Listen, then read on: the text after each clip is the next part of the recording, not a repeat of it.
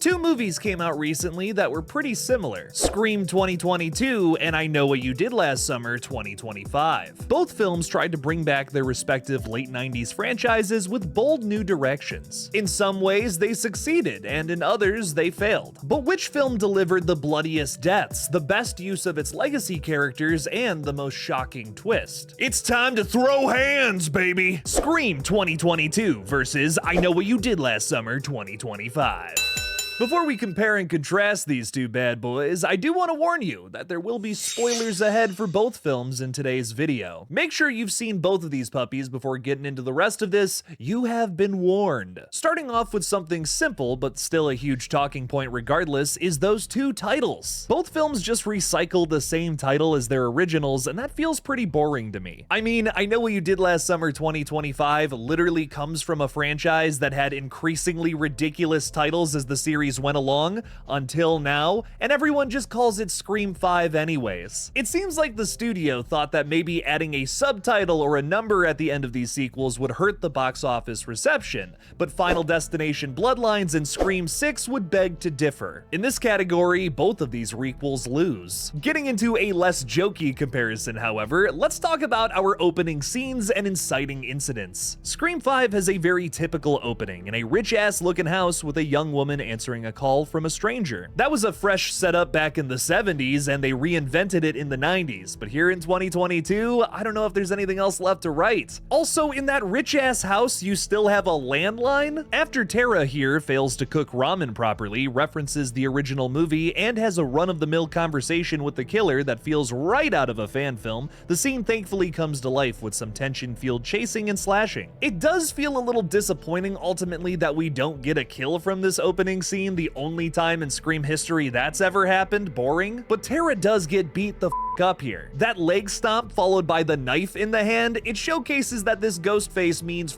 business. Pros and cons aside, the scene just ends up being a watered down version of the Casey Becker classic. I oddly have some of the same complaints for I Know What You Did Last Summer 2025. Teddy causes the accident at the beginning for simply being an asshole standing in the middle of the road for no reason when the truck comes by, making the driver swerve. This is one of many moments that this character frustrates me throughout the entire film. Had Teddy just been drunk and swerving all over the road, freaking out his friends and playing into that, it would have gotten the same thing across with his character, but in a more natural way, and it also would have led to the accident that kicks off the rest of this movie. They try to inject a bit of tension in this scene when the truck is tipping off the side of the cliff, but it ends up ruining the setup again, as our characters would have obviously just been able to see who was in the truck the whole time. The glass was fogged up, I guess? I'm just not buying that, dude. It feels lazy. The original movie just sets up this style of accident way better in a less convoluted way. Something that's crucial to the original is that our characters didn't even know who they hit. They had to create the same thing here, and they kind of totally failed at that. This is a campy and cheesy franchise. It could have been as simple as they drove somebody off the road. When the cops went and found the truck eventually, there was nobody there. Whoever this person was turned into a boogeyman the moment they were driven off the road. I mean, I would have bought that with this series. Come on now. The product ultimately comes off as frustrating rather than campy and silly. It doesn't feel self-aware at all, almost like it is actually trying to stay grounded, but fails. That's why there's really no fun to be had with this opening scene, unlike the original. If you still want attention with the scene too, have someone drive around the corner and ask what's going on, kind of like Max in the original, but don't have him say daddy this time. Or maybe this character would be a daddy, I don't know. Personally, Scream 5's opening barely takes the cake here for me, because at least it does deliver some tension and suspense, unlike the I Know What You Did Last Summer 2025 opening. Next up, let's talk about our new and legacy characters. Scream 2022 is often criticized for having the worst new characters in the entire Scream franchise. Are we really forgetting about some of the pointless side characters in Scream 6? I mean, come on now. What the hell was Danny doing in that movie except to be hot? Personally, I think Chad and Vince are major standouts with some great character moments throughout, but the Carpenter sisters are my favorites here. Is the acting Oscar award winning? No, but are we really looking for that in a campy, cheesy slasher movie? Not really. And it's done well enough to pull at your heart heartstrings a bit during that hospital sequence. That's probably one of my favorite scenes in the entire film, with these two sisters failing to reconcile their relationship. The legacies might not have a ton of screen time, but they do get to shine here. Sydney gets to show off how done with this she is during the third act, being a bigger badass than ever. Gale has another emotional conversation with Dewey that harkens back to some of the previous sequels, and the very best performance of all comes from old Dewdrop. David Arquette gets to reinvent his goofy punching bag character into a grittier iteration, who still carries the same heroic qualities. It's possibly the best reinvention of a character in the franchise so far, and his death is one that was felt all around the world. For me, it ends up being one of the most powerful moments across all 6 of these films. I Know What You Did Last Summer does do some exciting things with its legacy characters, I have to admit. Julie James being a professor and kind of having her shit together for the first time ever is really refreshing to see. Making Ray Bronson the killer, polarizing and ambitious, I respect it. The problem with this movie is that the new characters who we're following for the majority of the time are insufferable and makes this movie a hard watch. The dialogue between these characters feels like a teenager who spends all day on Twitter wrote it, and there are even inaudible lines from characters that you couldn't understand without subtitles. It's clear to me that they didn't do multiple takes for some of these lines and kind of gives off a rushed vibe. And Julie and Ray don't even get to have a big fight sequence at the end here? I mean, come on. At least Sydney got to shoot through some doors and Gale got to light Amber on fire. All you had Jennifer Love Hewitt do for this movie is repeat some of her iconic lines from the original movie. That's boring. Scream 5's characters wipes the floor with the I Know What You Did Last Summer folks. This next competition is a little closer, because I personally feel that both requels really stepped it up in the kills department,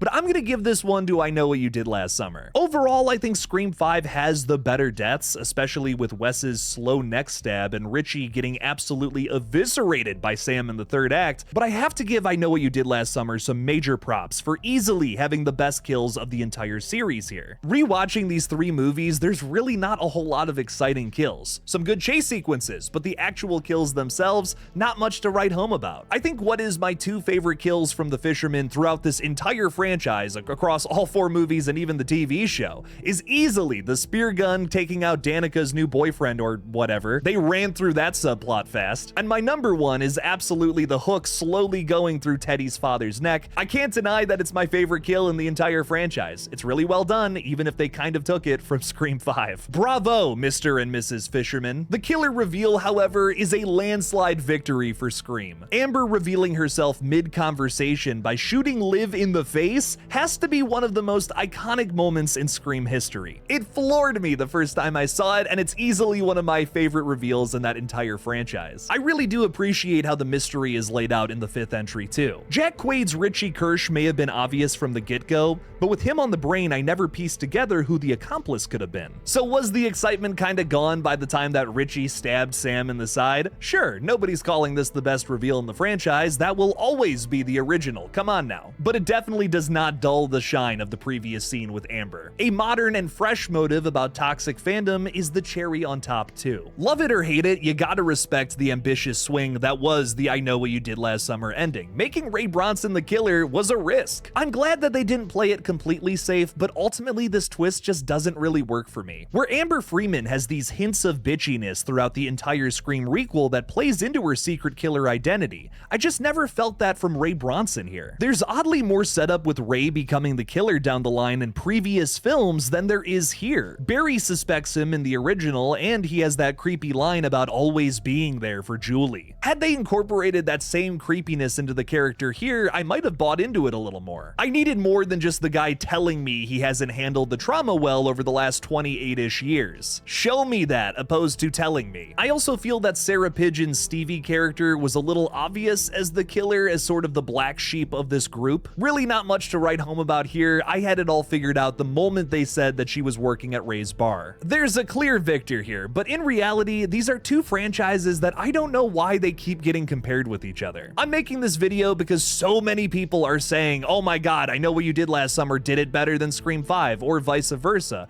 and I just don't get that. I think the only real reason I Know What You Did Last Summer has become Screamified is because late 90s and early thousands horror is trending right now, especially after the success of Scream 5, Scream 6, and Final Destination Bloodlines. I think instead of hitting on a trend like you're making content for the internet, the new I Know What You Did Last Summer film should have just tried tried to do something fresh entirely, and less in line with what else has worked for other franchises. This film obviously copy and pasted the same formula from Scream 5, and that's where the majority of my issues come from with this one. The similarities are too frequent to be just a coincidence. I mean, both movies even shout out a big horror media site, if it's dead meat in Scream 5 or bloody disgusting in this film. The real tough pill to swallow with today's video is I think that both movies wouldn't even exist without Halloween 2018, a movie that both of these flicks borrowed from. At the end of the day, these movies have issues because they're too afraid to break off from the cookie-cutter requel model. I think we're officially at the point where requels are just eating themselves. I mean, they even copied using the same title as the original like Halloween 2018 did, and that sucked back in 2018.